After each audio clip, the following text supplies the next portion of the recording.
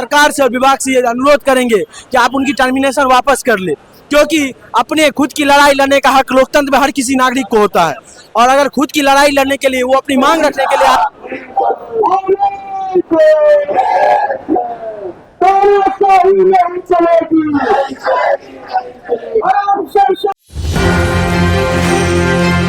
नमस्कार, मैं राहुल कुमार, आप देख रहे हैं न्यूज़ 24। मैं इस वक्त मौजूद हूं गर्दन विभाग में। आपको बता दें कि जो लगातार संविदाता कर्मी धरना पर बैठे हुए हैं और कल 110 लोगों को निलंबित कर दी गई थी राष्ट्रीय सुधार विभाग की तरफ से।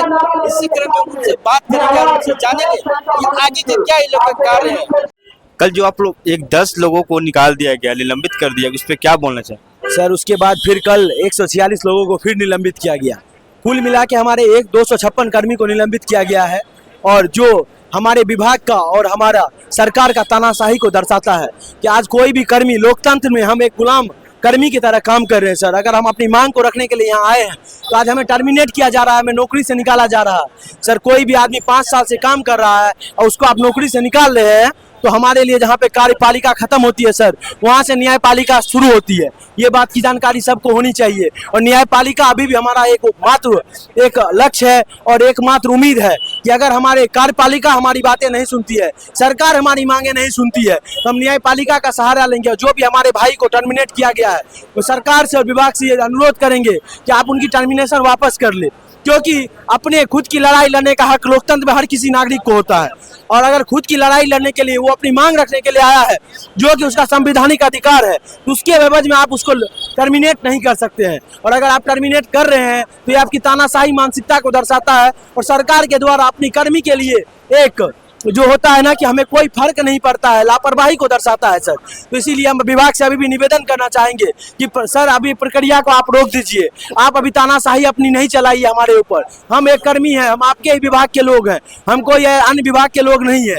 और पिछले 5 साल से हम आपका ही काम करके आपको दे रहे हैं और उसके गिफ्ट में हमको ये मिल रहा है कि पहला दिन 110 सोमवार को, मंगलवार को 146 आदमी को आप टर्मिनेट कर रहे हैं, हमारे कर्मी को।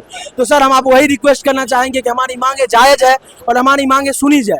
इससे पहले सर संविधान तक में संशोधन होता है, हमारे नियमावली में एक छोटा सा संशोधन करके क्या हम लोग 60 साल तक जॉब कर सके, इसके हकदार नहीं है? क्या हम लोकतंत्र देश में यही नागरिक हैं कि हम अपना हक नहीं मांग सकते हैं? क्या हमें समान काम का समान वेतन नहीं मिलना चाहिए? आज बीटीएससी के थ्रू जल संसाधन विभाग, जो भी विभाग है, पर्यटन विभाग हो, जल संसाधन विभाग हो, आरडब्ल्यूडी हो, जो भी विभाग हो सर, सब में उनका सैलरी 4600 ग्रेड पे के इक्विवेलेंट है। पीआरडी में अभी सैलरी बढ़ के 60,000 किया गया है। लेकिन हम लोग अगर उस चीज़ की मांग कर रहे हैं, आपको पता होना चाहिए सर, संविधान कहता है कि संविदा पे आप भले ही नौकरी दे रहे हैं लेकिन उसकी समान काम की समान वेतन आपको देना पड़ता है। और हम लोग सर 27,000 पे काम कर रहे थे। जब विभाग से बहुत लड़ाई हुआ, 3 साल तक हमारा वो हम लोग धरना किए 2022 में भी, तब जाके हमारा 8,000 सैलरी बढ़ाया गया। क्या ये हमारे एक भीख हमको दिया गया?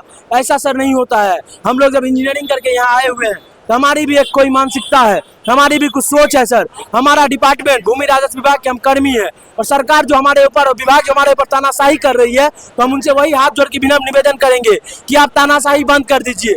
आप अभी 250 को निकाले हैं, हमारे 10,750 कर्मी को निकाल दीजिए, क्योंकि आपके हाथ में है और सरकार हमें नियुक्ति पत्र दी है और विभाग हमें हटाने का काम कर रही है। तो हम लोग ऐसे चुप बैठने वाले नहीं है सर। अगर हम लोग को टर्मिनेट किया जाएगा, आज भी टर्मिनेशन किया जाएगा, तो विभाग अपनी ओर से कार्रवाई करे, लेकिन हम लोग अपनी लड़ाई लड़ने के लिए तैयार है। आप देख रहे होंगे सर, अभी मीडिया में आप एक बार फोटोज दिखा दीजिए कि हमारी भीड़ कोई कम नहीं हुई है और सर पीछे भी लोग भरे हुए हैं। तो हमारे सभी जो कर्मी, जो शोषित कर्मी है, जिसका विगत 5 साल से शोषण हुआ है, वो अपना दर्द जान रहे हैं कि अगर आज हम लड़ाई अपना नहीं लड़ेंगे तो 5 साल बाद हम कहीं का नहीं रहेंगे। जब हमारे 2 छोटे छोटे बच्चे हो जाएंगे, हमारे ऊपर एक लायबिलिटी हो जाएगा, हमारे घर की मिनिमम खर्चा बढ़ जाएगी, तो उसके बाद हम कहाँ जाएंगे? अगर उसके बाद विभाग कहेगी कि मेरा प्रोजेक्ट पूरा हो गया, आप लोगों ने बहुत अच्छे से काम करके दिखाया, आप लोग घर जाइए, तो क्या यही लोकतंत्र हमें सिखाती है? यही संविधान हमको बताता है कि आज हम लोग क्या करें, एक प्रोजेक्ट आपका पूरा कर दे और मेरे बारे में, मेरे भविष्य का कोई उसमें आपके लिए कोई फिक्र नहीं है कि आप हमारा भविष्य के बारे में कुछ नहीं सोच रहे हैं। तो यही से कि हमारा विनती सुन लीजिए और हमारी जो मांग है वो पूरा कर दीजिए, और हमारे जितने भाई पे टर्मिनेशन लेटर निकाला है उसको प्लीज आप वापस ले लीजिए और हमें अपने मांग रखने का अधिकार दीजिए। यही सरकार से निवेदन करना चाहेंगे और अपने विभाग से निवेदन करना चाहेंगे। आपके विभाग का कहना है कि अगर हड़ताल खत्म नहीं होगी ना तो सख्त कार्रवाई की जाएगी आगे चलकर। सर, हड़ताल खत्म करने के लिए हम लोग तैयार है। हम लोग का हड़ताल पे बैठना कोई मकसद नहीं है। हम लोग का सर सैलरी अभी नहीं मिल रहा है। प्रतिदिन 1000 से 2000 प्रति व्यक्ति का खर्चा है सर, यहाँ रहने में, खाने में। हम लोग का कोई मकसद, हड़ताल पे बैठने का एक ही मकसद था सर, हमारी छोटी सी मांग थी उसका पूरा करना। विभाग अगर मांग पूरी नहीं करती है तो कम से कम आश्वासन तो देगी ना सर कि हम आपकी मांग को विचार कर रहे हैं, आप लोग वापस कर लीजिए अपना हड़ताल। ना ही सरकार के कोई लोग, ना ही विभाग के कोई लोग आज तक वार्तालाप करने के लिए सर कोई तैयार नहीं हुआ। क्या यही हक है हमारा? इसीलिए हम लोग सर 5 साल से काम कर रहे हैं। हम लोग साल यहाँ धूप पे मरते रहे लेकिन हमसे बात करने के लिए कोई तैयार नहीं रहेगा सर। बताइए कितनी गलत बात है। आप एक मीडिया कर्मी के माध्यम से इस बात पे सोचिए, क्या विभाग को हमको आश्वासन नहीं देना चाहिए था? ये बात जो आपको बता रहे हैं, विभाग के कोई व्यक्ति को यहाँ हमें आश्वासन देना चाहिए था कि आप लोग धरना वापस कर लीजिए, हम आप पे विचार कर रहे हैं, आपके हित में कोई निर्णय लिया जाएगा। हम लोग चले जाएंगे सर। हम लोग को खुद को पीड़ा पहुंचाने से हमको क्या मिलेगा सर? हमारा सैलरी जा रहा है, रोज का खर्चा हो रहा है। गर्मी में अभी पंडाल के नीचे सुबह से रात तक बैठते हैं सर, क्या खाएंगे, क्या कहाँ सोएंगे, उसकी कोई ठिकाना नहीं है सर। तो इसके लिए हम लोग क्यों सर बैठेंगे? विभाग से यही निवेदन है कि सर आके हमें आश्वासन दे दीजिए और हमारे टर्मिनेट कर्मी को वापस ले लीजिए। हम लोग जाने के लिए तैयार है सर। हम लोग उसके लिए कोई बाधा नहीं पहुंचाने वाले हैं।